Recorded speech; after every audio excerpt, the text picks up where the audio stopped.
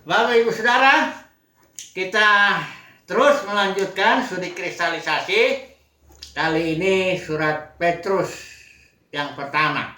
Ya, ini sebenarnya surat Petrus dua surat, tapi kita bahas dulu surat yang pertama ini. Jadi Petrus, Yakobus, Yudas ya. Ini menulis surat, ya kita kembali dulu kepada prinsip trilogi dalam perjanjian baru. Karena ini sangat penting ya. Dalam perjanjian baru itu Tuhan berbicara 3 kali.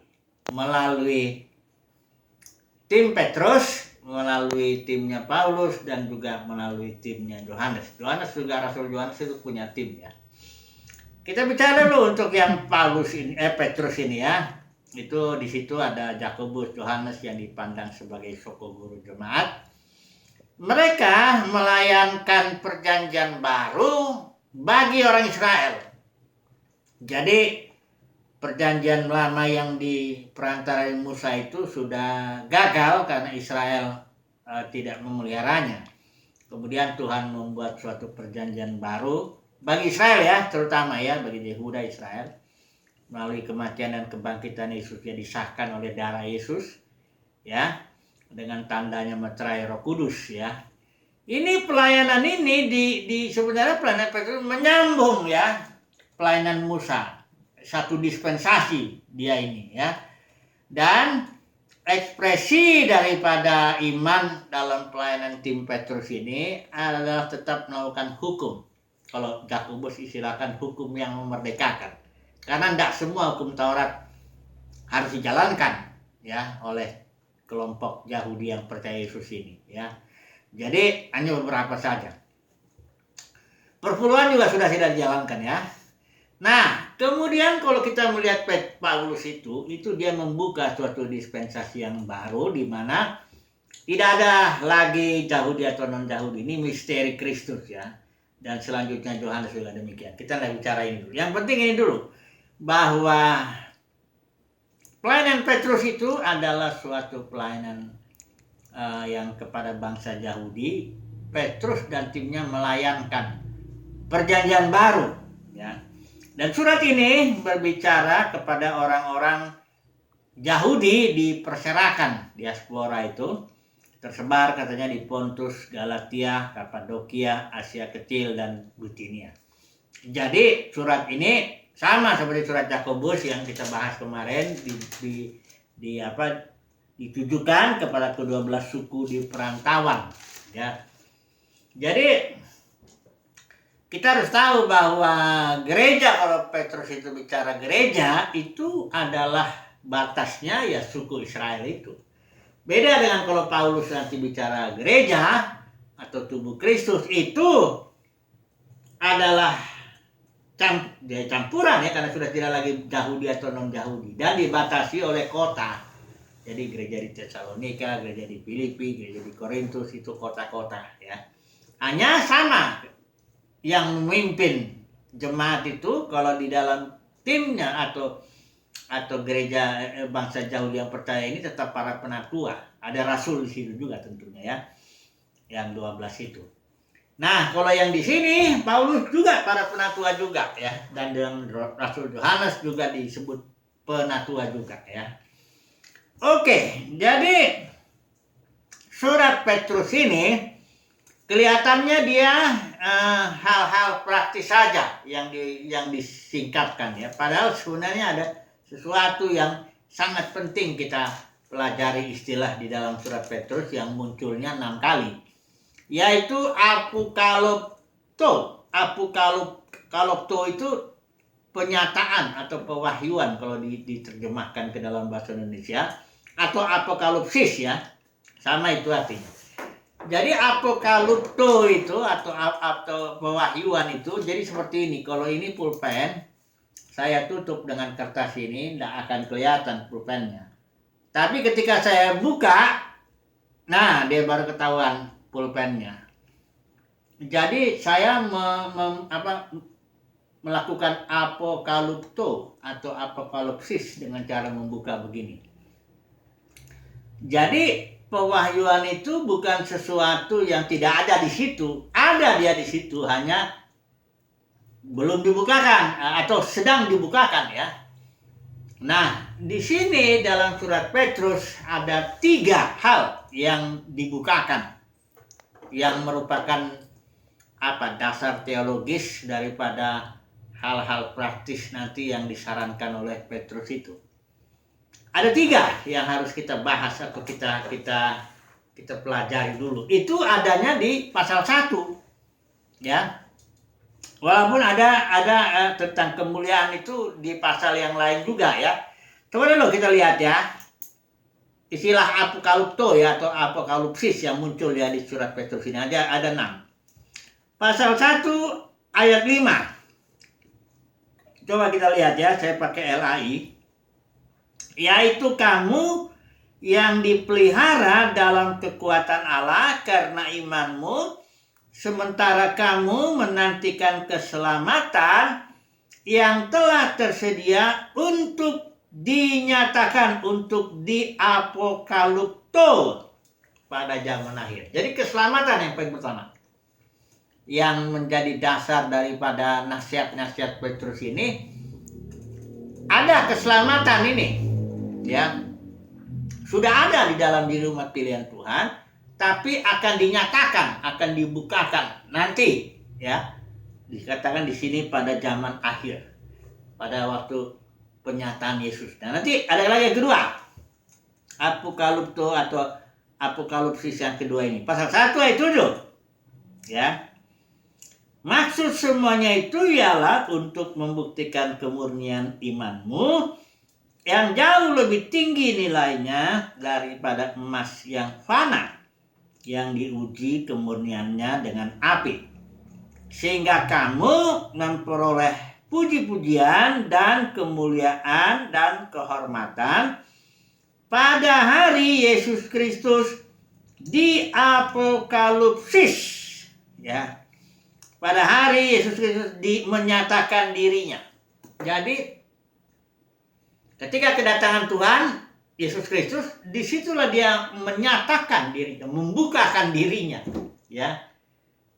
Jadi dasar kenapa banyak nasihat-nasihat itu ya bahwa karena kita sudah, umat pilihan Tuhan sudah memiliki keselamatan, walaupun nanti dinyatakannya pada waktu Yesus Kristus menyatakan dirinya di sana.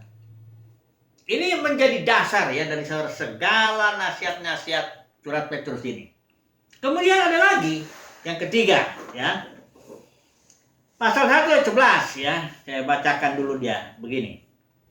Dan mereka meneliti, ini nabi-nabi ya, nabi-nabi dalam ayat 10 itu, keselamatan itulah yang diselidiki dan diteliti oleh nabi-nabi yang telah bernubuat tentang kasih karunia yang diuntukkan bagimu. Ayat 11. Dan mereka meneliti nabi-nabi ini saat yang mana dan yang bagaimana yang dimaksudkan oleh roh. Sebenarnya roh ini ya, bukan roh Kristus bisa. Yang ada di dalam mereka nabi-nabi itu, yaitu roh yang sebelumnya memberi kesaksian tentang segala penderitaan yang akan menimpa Kristus dan tentang segala kemuliaan yang menyusul sesudah itu. Kepada mereka telah diapokalipto. Apa yang dinyatakan kepada mereka itu? Yaitu bahwa segala penderitaan Kristus dan kemuliaan yang terjadi sesudahnya. Ini yang diapokalipto kepada para nabi perjanjian lama. Ya, dengan kata lain, nubuat mengenai Kristus, kematiannya maupun kemuliaan yang menyertai setelah itu.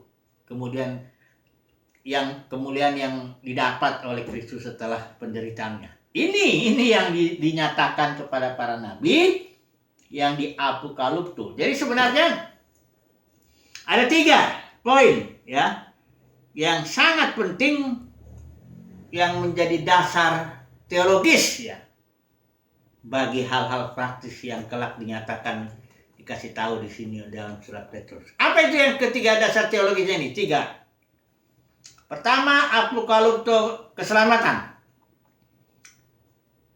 keselamatan ya ini ya, yang akan dinyatakannya nanti di akhir zaman pada waktu Kristus datang itu. Kedua, apokalipto Yesus Kristus ya, bahwa Yesus akan datang lagi membukakan dirinya di akhir zaman, di zaman akhir. Kemudian yang ketiga, ada lagi yang diwahyukan itu adalah penderitaan Kristus dan juga kemuliaan yang terjadi setelah itu. Kan Yesus itu mati, bangkit, naik ke surga, duduk di sebelah kanan Bapa. Itu dia kemuliaannya. Segala otoritas di sorga dan di bumi sudah dimiliki, didapat oleh Kristus Yesus ya. Dan tentu kita sebagai ahli warisnya mengikuti juga. Nanti kita lihat di sini poin-poinnya bahwa penderitaan itu menghasilkan kemuliaan.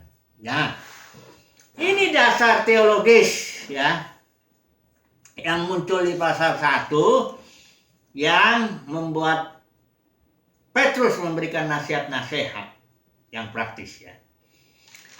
Di sini di pasal 1 ada juga nasihat praktisnya, sudah ada pasal 13 ayat 13, sebab itu siapkanlah akal budimu, waspadalah, letakkanlah pengharapanmu dan sebagainya. Tapi di pasal ini secara khusus ya, makanya kita menganalisis kitab surat Petrus ini, pasal 1 Petrus ini. Yang pertama tentu tetap trilogi ya prinsipnya. Pasal 1 yang berbicara apokalipto itu, pewahyuan, dasar teologisnya ya. Pewahyuan keselamatan, pewahyuan Yesus Kristus, dan pewahyuan penderitaan Kristus dan kemuliaan yang menyusul setelah itu.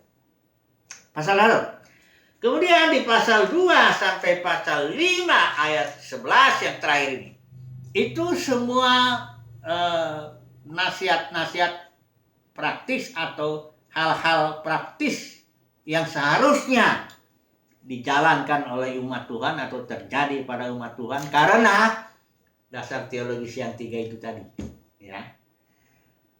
Kemudian yang bagian terakhir pasal 3 yang ketiga ini analisis kita adalah pasal 5 ayat 12 sampai 14. Ini sepertinya penutup. Tapi sebenarnya di sini ada satu kalimat yang harus ditekankan, dikatakan di sini ayat yang ke-12 bagian yang bawah itu, aku menulis dengan singkat kepada kamu untuk menasihati dan meyakinkan kamu bahwa ini, artinya semua yang dibicarakannya itu adalah kasih karunia yang benar-benar dari Allah. Berdirilah teguh di dalamnya. Ini kasih karunia yang benar-benar ya dari Elohim. Karena ini keselamatan itu pun kasih karunia. Mari kita melihat ya. Sekarang kita coba masuk ya ke dalam pasal 1 dulu. Hanya beberapa bagian lah sesuai waktu kita membahas. Kita bikin aja tema ini kali ini ya dasar teologis lah ya, atau pewahyuan yang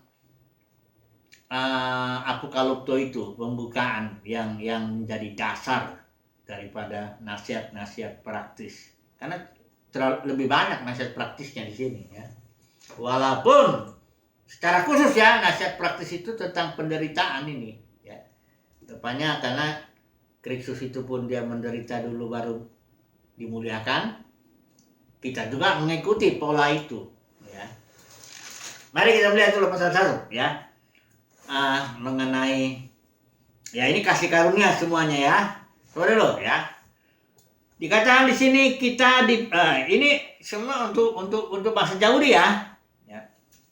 Yaitu orang-orang yang dipilih ya, sesuai dengan rencana Allah Bapa, dikuduskan oleh Roh, taat kepada Yesus Kristus dan menerima percikan darah. Ini gereja atau komunitas Petrus lah saya bilang ya.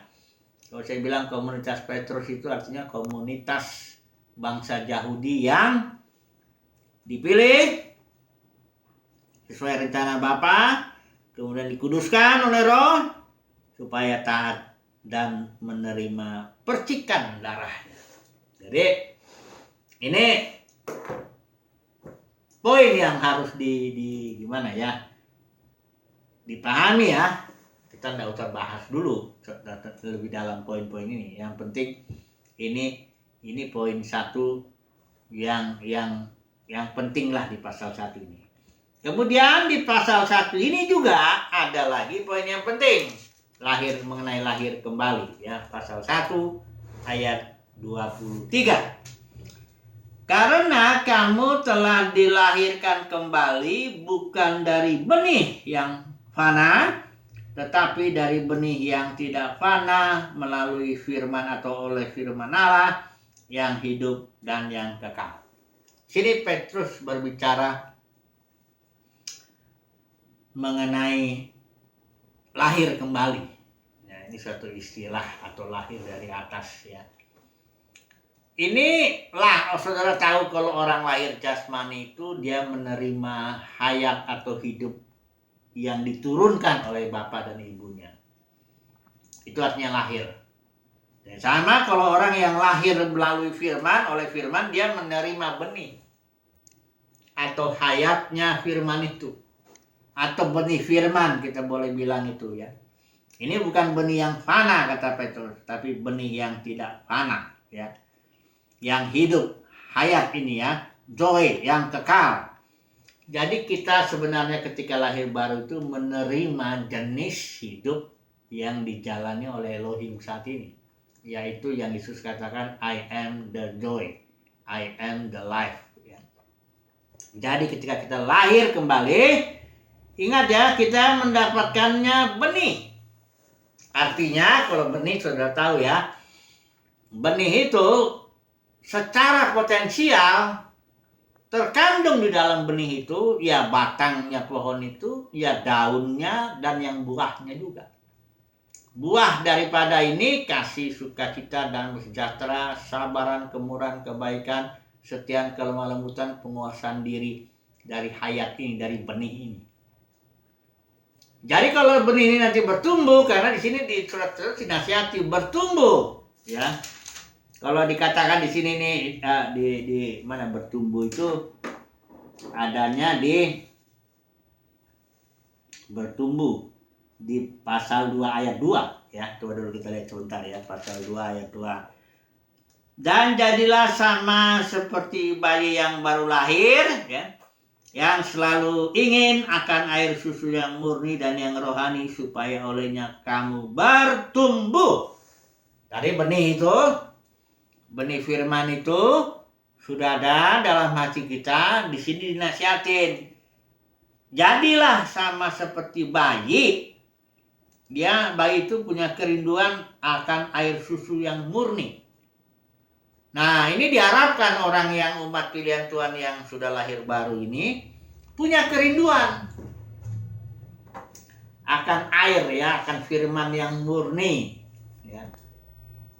Karena kadang-kadang persoalannya dalam dunia kekristenan, kadang-kadang firmannya nggak murni lagi.